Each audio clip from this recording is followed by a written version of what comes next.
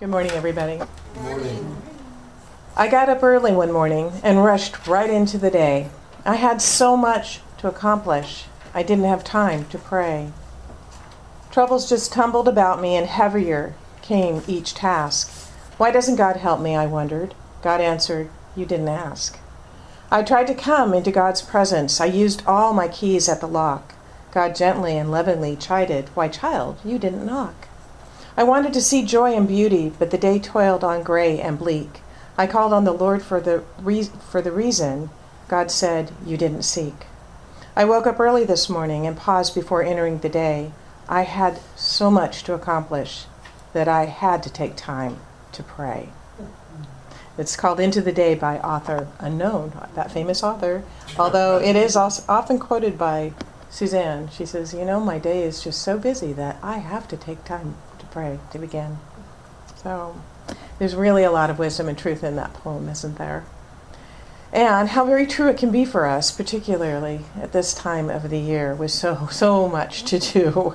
Places to go, meals to cook, parties to attend, or hospitals to visit for some of us. But today, on the last day of the year, on this New Year's Eve day, we will bring our theme of the Master's Prayer to a close by digging into, and I trust, elevating our own personal prayer work.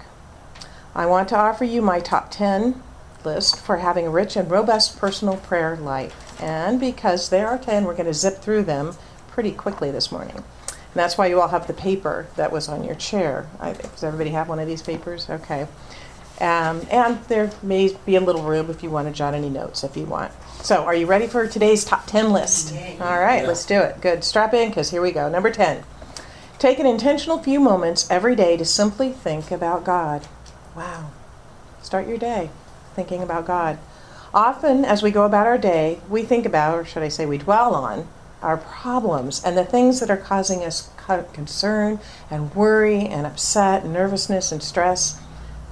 That's where that worrying comes in. Or perhaps we're not dwelling on the upset or concern, but we're completely wrapped up in all that has to be done. We're one step ahead. We're not even in the present moment. And we're bouncing from this project to that, running on autopilot. Does that sound familiar to anybody? Yes. How about if several times a day, perhaps you can set an alarm on your watch or your Fitbit or, your phone, right? You take just a moment. You stop for a moment and take a breath. Just breathe in and turn your attention to Spirit. Turn with no agenda, no desires, no requests. Just stop what you're doing and think about the divine flow of life that lives and moves and has its being as you. Think about the vastness of the universe. Think about the divine intelligence that brought this entire universe into being. It's easy to do that at night when you're looking at the stars and you just think, wow, I'm just this little speck in this whole vastness. Think upon these things just for a few intentional moments every day. This is the golden key that author Emmett Fox wrote about in the book, the same name, The Golden Key. Think about God instead of the problem. When you simply think about God, everything begins to change in a miraculous and wondrous way. Number 9, pray using simple, natural words. When you pray, pray in a language that you understand and that has meaning to you. Often in our teaching, you hear ministers and chaplains and practitioners, and they have the 5 steps or the 7 steps, and they pray according to this whole method that we teach here. And I know when I first started coming to the it was Church of Religious Science back then, I thought, oh man, I wish I could pray like that. And when I first started taking classes, I really struggled and trying to get, what was number 1? What was number 2? And oh my goodness, you just kind of get out of the flow. You kind of get hung up on the words being just right, and it can be discouraging. And you might think that, since I'm not doing it right, I'm just not going to do it at all. But here's the deal. There's no right or wrong way to pray. There is no right or wrong way.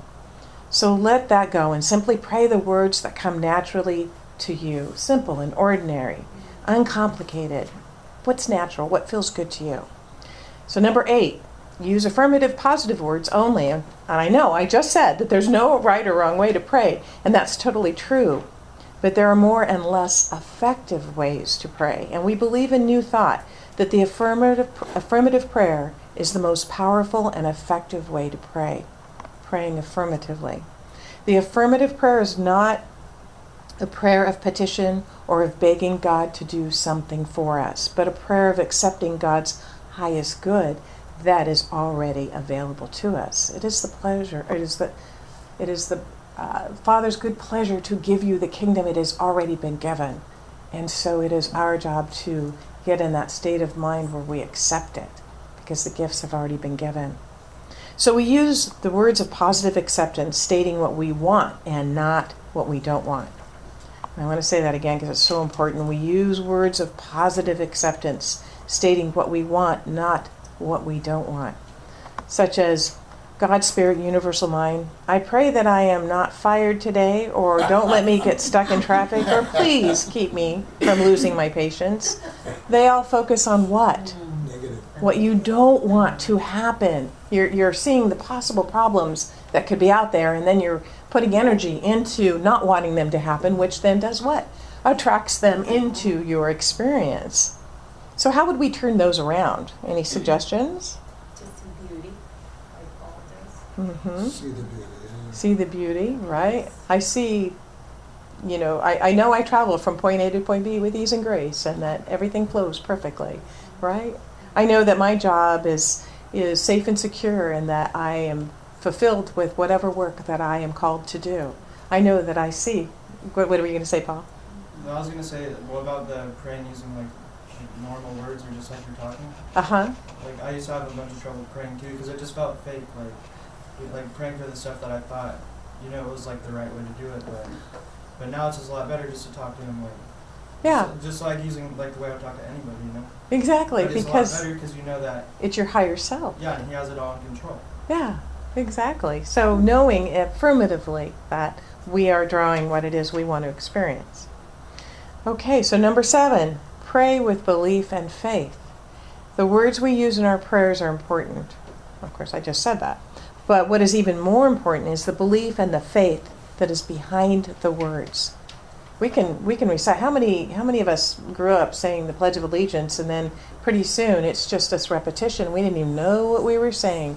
That's where it can be very easy to get caught up in if you have a little formula and you just say, okay, there's one God, I am one with God, and it's so important to really be very clear and feel the feeling when you're saying the prayer, when you are whatever words have meaning to you, and that's why it's important that it's personal. So I want to illustrate this with a story. A man was flying in an airplane right after America's first commercial jet air service began with the flight of the Boeing 707. This man was a traveler on a piston-engine, propeller-driven DC-6 airline. He struck up a conversation with a fellow passenger, and the passenger happened to be a Boeing engineer. The traveler asked the engineer about the new jet aircraft. The engineer was most enthusiastic about his new development in aviation. He began speaking at length about the extensive testing that Boeing had done on the jet engine just before bringing it into commercial service. He recounted Boeing's experience with engines from the B-17 to the B-52. When his traveling companion asked him if he had himself yet flown on the new 707 jet airliner, the engineer replied, I think I'll wait until it's been in service a while. Ooh. It's one thing to talk, but do we have the faith and belief behind the words? Yes, Paul? Sorry, I just had one more thing too, and that's what,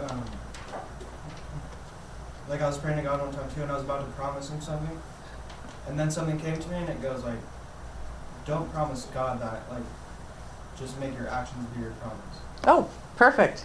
Perfect. It's walking the talk.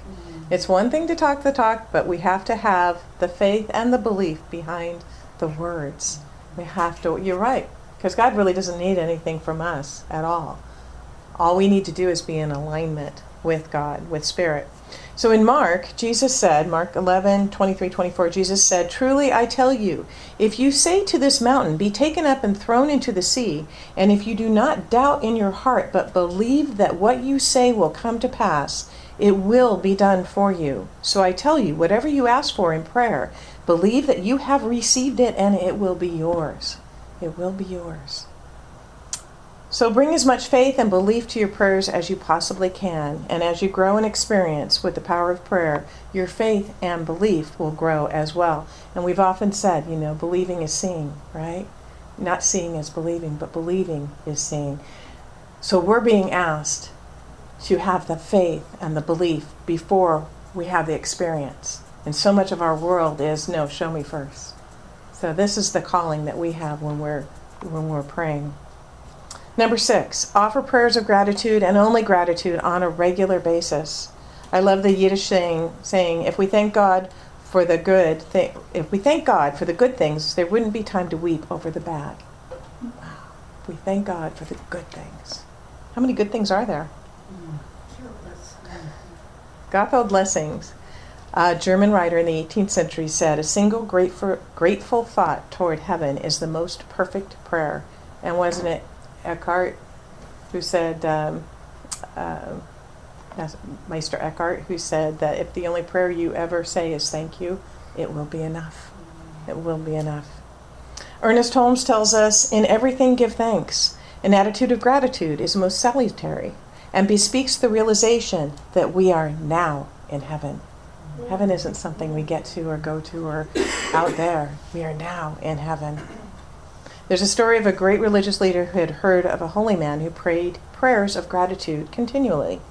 The man lived on an island far away, but the religious leader decided to visit him. When he arrived, he found a poor, simple fisherman. And true to what the religious leader had heard, the man was constantly saying prayers of gratitude. The leader, knowing of the more correct way to pray, decided to teach the man, who listened patiently and then repeated the words the leader had taught him. Finally, the man humbly thanked the leader, and the leader boarded his boat to return home. The religious leader was just thinking to himself what a fine service he had done this ignorant fellow, when he turned toward the island with a look of astonishment. There, walking on the water, he saw the fisherman approaching the boat. When he got within hearing distance, the man shouted to the religious leader, "Excuse me, sir, it seems that I've forgotten some of the words. Could you instruct me again?" The religious leader was dumbfounded, but found his voice to call back. No, forget what I taught you. Just go on praying as you're used to doing. All right, number 5. Pray as you go about the business of the day. The scripture tells us to pray without ceasing. And this is a good counsel indeed. In order to have a successful prayer life, you have to have a rhythm, a regularity. If I were doing this whole lesson about air and trying to tell you how good air is, and you were to take in just one breath, it would not do, because very, very soon you would be depleted again. The thing that makes air successful is the regularity of breathing, right? And the thing that makes prayer successful is the regularity of going to God. A regular talking to God and a regular listening to God. You become continually refreshed. When we get into the rhythm of regularity of prayer and bathe ourselves in it mentally, emotionally, and spiritually, then something happens. A quiet, powerful change occurs inside of us. New spiritual energy comes through us. We feel better. I know I do, especially in the morning after meditating. I feel better. We feel as if a transformation has taken place, because it has. Something actually happens. Often you will say to yourself, well, I just don't have the time to pray. I wish I did, but I have to do this and that, and I've got this list, right? If I only had the time, the luxury to sit down and enjoy God, I would. But I don't, so I can't, just as our opening poem reflected. But you have to take the time, you have to make the time to take 1 minute. 1 minute. Because prayer is the language of spirit. It bypasses time and space. 1 minute with God is tremendously healing. You can take 1 minute breaks many times during your day, and you will be surprised at how refreshed you feel and what these 1 minute prayers can do for you in your life, and how time expands to meet all of your needs. You'll feel surprised at how near you feel to God's presence, God's peace, and God's power. Number 4, practice the attitude of putting everything in God's hands, aka surrender. Of course, I never liked that word, because what? Never give up, never surrender, never give up. Wasn't that from the Galaxy Quest? But surrender has a whole different meaning here. We offer our affirmative prayers with faith and belief that as we've already talked about, but then we have to let them go. And this is the 5th step of treatment, is letting it go. We release and let it go. And we turn them over to God. As Unity Minister Jacqueline used to say, my part is to believe, God's part is to provide all that is needed. Batura Papke, a powerful spiritual leader and religious science practitioner who served as Ernest Holmes' practitioner, always told her clients that after she prayed for them about whatever their issue was, that they should wash their hands every time they wanted to take the issue back through worry, doubt, uncertainty, trying to make it happen, or any other emotion or activity, thereby physically reminding themselves that they have washed their hands of it and given it to God. It might be a really good practice at this time of year too, just to do that, right? Number 3, pray for the people you do not like. Here we go. Resentment, hurt, unforgiveness are the number 1 blockade to personal spiritual power. In Mark 11:25, Jesus said, whenever you stand praying, forgive if you have anything against anyone, so that your Father in heaven may also forgive you your trespasses. And we know, where is heaven? It is within, right?